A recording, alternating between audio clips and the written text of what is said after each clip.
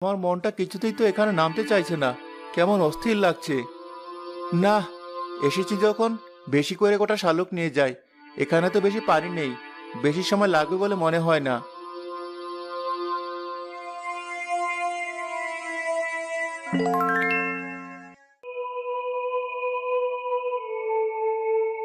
সোনার হাঁস? এই লাল শালুকের ভেতরে সোনার হাঁস? আগে তো মানুষের কাছে শুনে মিথ্যা ভেবেছিলাম, কিন্তু এই যে সত্যি লাল শালুকের ভেতরে সোনার হাঁস আছে।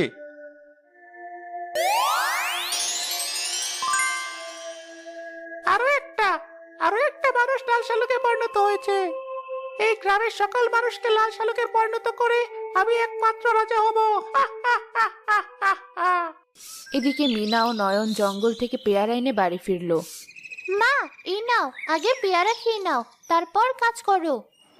বাহ, এত পেয়ারা পেরে এনেছিস, তোরা খেয়েছিস তো? হ্যাঁ মা, আমরা খেয়ে এসেছি, পেটটা এখন একটু ঠান্ডা হলো। মা, বাবা কই? বাবা এখনো আসেনি? না মা, তোর বাবা তো এখনো ফিরলো না, খুব চিন্তা হচ্ছে। সে কখন বেরিয়েছে, মানুষটি যেতে চাইছিল না। আমি কি ভুল করলাম তাকে সেখানে পাঠিয়ে দিয়ে? মা, তুমি চিন্তা করো না, আমি যাচ্ছি শালুক বিলে, দেখি বাবা কি করছে। না না, তোর যাওয়া লাগবে না, তোর বাবা ফিরে আসবে মনে হয়। না মা, আমি যাই। বাবার যদি কোনো বিপদ হয়, গিয়ে দেখি এখনো কি করছে।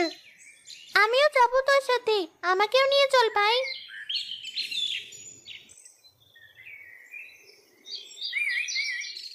ভাই, কাউকে তো দেখছি না, বাবা তো এখানেই এসেছিল।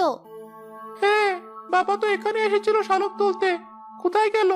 চল কাছাকাছি গিয়ে দেখি। কি সুন্দর শালুক! ভাই, এমন লাল শালুক আমি এই প্রথম দেখলাম। আমাকে একটা শালুক এনে দিবি? দাঁড়া, আগে বাবাকে খুঁজে নেই, তারপর তোকে শালুক এনে দেবো। তারা দেখলো কিছু দূরে বিলের পাড়ে এক সোনার হাঁস গলা কষে ছটফট করছে।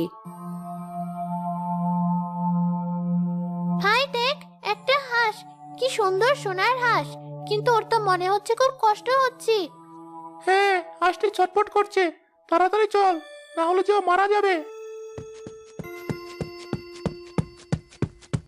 বোন, তাড়াতাড়ি ওখান থেকে একটু পানি নিয়ে আয়, এর মাথায় পানি দিতে হবে। দুই ভাই বোন কিছু সময় হাঁসটির সেবা যত্ন করে সুস্থ করে তুলল। তোমাদেরকে অনেক ধন্যবাদ, আরেকটুর জন্য আমার প্রাণটা যায়নি। এই সুন্দর হাঁসটি তো কথাও বলছে। তোমার কি হয়েছিল সোনার হাঁস? আসলে একটু আগে একটা দুষ্ট বাজ পাখি আমার উপরে আক্রমণ করে আমি দুর্বল হয়ে যাওয়াতে আমার জাদু কোনো কাজ করছিল না। হঠাৎ তোমরা এসে পড়ো, আর বাজ পাখিটি তোমাদেরকে দেখে চলে যায়। ভাগ্যিস আমরা সময় মতো এসেছি, না হলে কি হতো তোমার? তুমি কি এখন সুস্থতা বোধ করছো? হ্যাঁ, আমি এখন সম্পূর্ণ সুস্থ।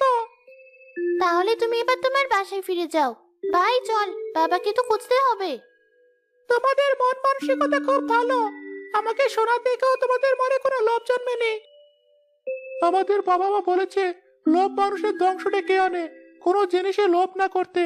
এছাড়া সব থেকে বড় কথা হলো তোমার তো প্রাণ আছে, তাহলে আমরা লোভ করে তোমাকে কষ্ট দেব কেন?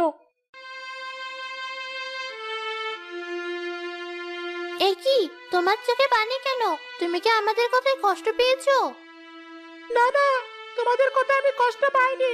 তবে সবাই যদি তোমাদের মতো করে ভাবতো, তবে আমি আমার মা বোনকে হারাতাম না। কি হয়েছে ভালো হাঁস, তুমি আমাদের বলো, আমরা তোমাকে সাহায্য করব। সে অনেক কথা। আমার মা বোন আর আমি এই শালুক বিলে থাকতাম। ওই যে বড় শালুকটি দেখছো, ওর ভেতরে আমাদের বাসা। আমার মা এই গ্রামের সব মানুষদের সাহায্য করতো তার সোনার পালক দিয়ে। আমি মাকে সবসময় বলতাম, আচ্ছা মা, তুমি যে গ্রামের সকল মানুষদের সাহায্য করো, একদিন দেখো আমাদের কোনো বিপদ হবে। পাগল ছেলে, কিচ্ছু হবে না, হলে তো অনেক আগেই হতো। এই গ্রামে সবাই তো জানে এই বিলে 3টে সোনার হাঁস থাকে, তবুও তো কখনো তারা আমাদের ক্ষতি করেনি। হ্যাঁ ভাই, তারা যদি কোনো বিপদে পড়ে তবে আমাদের কাছে এসে সাহায্য চায়, কখনো আমাদের দিকে লোভ করে না। আচ্ছা, আমার ভুল হয়েছে। সবাই ভালো। চল তো, এবার আমরা একটু খাবারের খোঁজে যাই। আমার যে বড্ড খিদে পেয়েছে।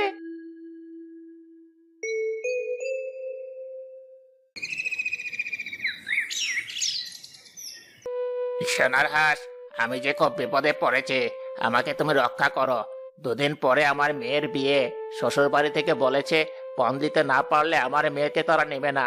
আমি যে খুবই গরিব, পণ দেওয়ার সামর্থ্য যে আমার নেই।